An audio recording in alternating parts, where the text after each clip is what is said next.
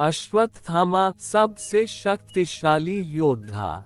महाभारत के इतिहास में अनेक वीर योद्धाओं का वर्णन आता है, लेकिन उनमें से एक नाम ऐसा है जिसे सबसे अद्भुत, रहस्यमय और अजेय माना गया, अश्वत्थामा। जन्म और वरदान। अश्वत्थामा आचार्य द्रोणाचार्य और कृपि के पुत्र थे। उनका जन्म साधारण नहीं था, बल्कि उनके मस्तक पर जन्म से ही एक मणि जड़ी हुई थी। यह मणि उन्हें अलौकिक शक्ति और अमरत्व प्रदान करती थी। इसी कारण कहा जाता था कि अश्वत्थामा को न कोई अस्त्र हरा सकता था और न ही समय। युद्ध में शक्ति। कुरुक्षेत्र के युद्ध में अश्वत्थामा ने अद्भुत पराक्रम दिखाया। उनके पास भगवान परशुराम से सीखा हुआ ब्रह्मास्त्र था, जिसे केवल वही चला सकते थे। जब भी वह रणभूमि में उतरते, उनके सामने सबसे बड़े योद्धा भी कांप जाते। उन्होंने घातक अस्त्रों के प्रयोग में महारत हासिल की थी। वह अकेले ही भीम, द्रौपदी के पुत्रों और कई महारथियों का सामना कर सकते थे।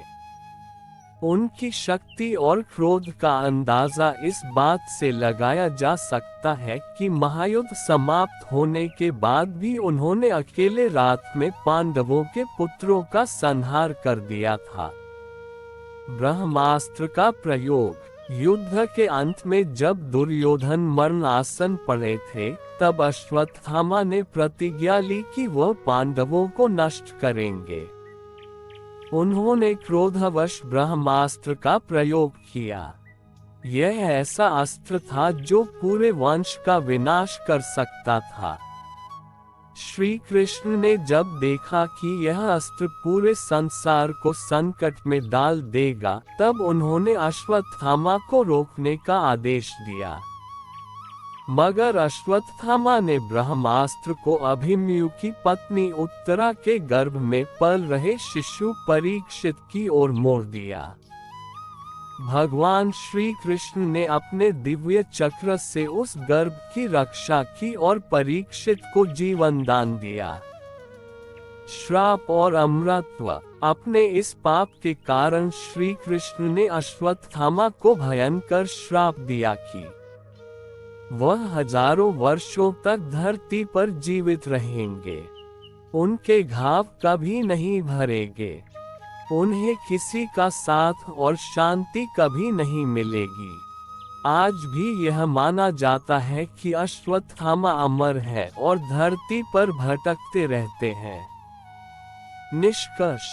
अश्वत्थामा के पास वह शक्ति थी जो किसी और योद्धा के पास नहीं थी।